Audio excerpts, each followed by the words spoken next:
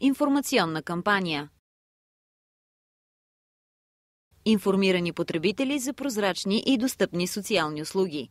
Проектът се реализира от Асоциация Човешки права стъпка по стъпка с финансовата подкрепа на община Варна.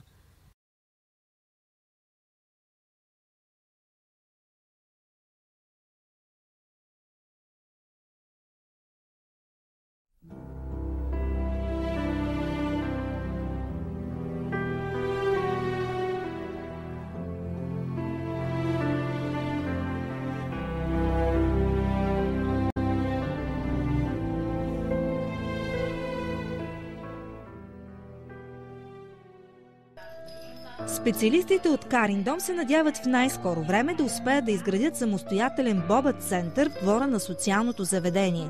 За осъществяване на идеята са им нужни над 300 000 лева.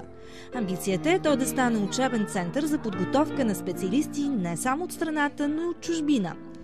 Кариндом работи средногодишно с 140-150 деца с физически увреждания, с умствени проблеми, с проблеми в обучението, с поведенчески проблеми, с множествени увреждания и аутизъм. Центърът предоставя специализирани услуги и интегрирани занимания на около 35 деца на ден, домашни посещения и посещения в училища и детски градини. С всяко дете се работи по индивидуална програма.